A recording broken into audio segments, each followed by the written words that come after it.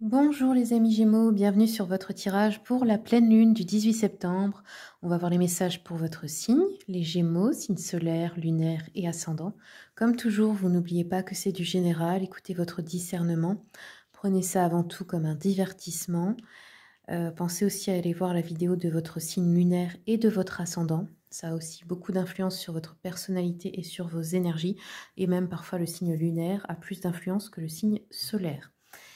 Les personnes qui veulent un rendez-vous avec moi, vous pouvez me contacter sur mon mail qui est noté sur la vidéo. Je fais des consultations, donc si c'est à distance, c'est par appel visio sur WhatsApp et aussi en présentiel, pour ceux et celles qui sont de ma région. Donc je suis en France, hein, bien sûr, dans le 57, proche de Sarrebourg. D'ailleurs, pour ceux de ma région, on organise avec mon mari un salon bien-être et artisanat local. Pour ceux et celles qui voudraient nous rencontrer, ce sera l'occasion, ce sera à Saint-Quirin. De toute façon, je vous mets le flyer sans fin de vidéo. Allez, c'est parti les Gémeaux. Quels sont les messages de la Lune pour les Gémeaux? Pleine lune du 18 pour les Gémeaux. Gémeaux, on a eu l'éclipse. Attendez-vous à un changement considérable. Et en plus, cette pleine lune, elle est un peu spéciale parce qu'elle ouvre la saison des éclipses. Hein. Donc c'est vraiment en rapport avec vous. Alors, changement considérable, inattendu certainement. Hein. Très grand changement pour vous.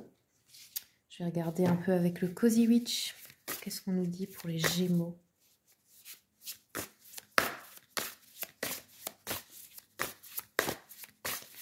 Gémeaux. Alors,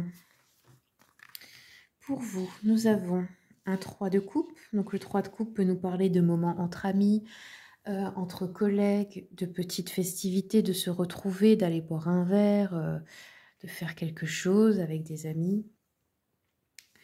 Des moments conviviaux. Hein. Ça peut être aussi un projet qu'on a à plusieurs au niveau professionnel, financier, matériel, hein, ou même familial. Ici, nous avons un as de bâton. Donc ça, c'est quelque chose qu'on commence, une action qu'on met en place pour quelque chose de nouveau. Ça peut être une nouvelle passion, ça peut être amoureux ou une passion comme quelque chose que vous aimez bien faire, ou un nouveau projet aussi. Alors, ça peut être aussi qu'il y a une idée hein, de projet qui vous vient par des relations, par des nouvelles rencontres aussi. Hein. Un nouveau cercle social. Alors, quels sont les besoins pour les Gémeaux? On va regarder avec l'oracle de l'enfant intérieur. Quels sont vos besoins, vos ressentis?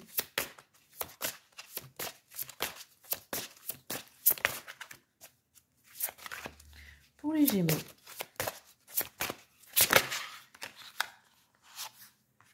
Alors, on a besoin d'acter. Ça veut dire quoi? Ça veut dire de mettre en place, de se mettre en action, de faire les choses concrètement ici. C'est ce que votre enfant intérieur voudrait là. Qu'est-ce qu'il y a d'autre? Donc ça veut pas dire, ça veut dire ne pas seulement parler de le faire vraiment. Et je restitue. Alors je restitue, c'est rendre à chacun ses responsabilités, rendre à chacun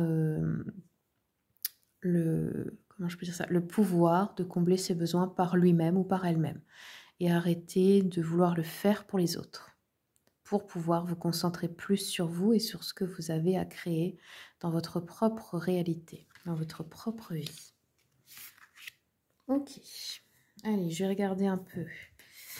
Donc avec le Witchy Cauldron, qu'est-ce qu'on a d'autre pour nos amis les Gémeaux pour cette pleine lune?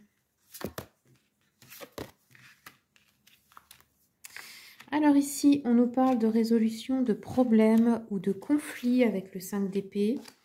On peut nous parler aussi de passer à autre chose, de fin de conflit avec quelqu'un, de tourner la page ou de se réconcilier ou d'oublier quelque chose du passé, voilà, de laisser tomber en fait, hein, peut-être une rancœur, une amertume ou autre chose. On a ici un 10 de denier inversé qui peut nous parler de... Là, on a eu des changements considérables, on a des changements inattendus. Domaine financier, matériel.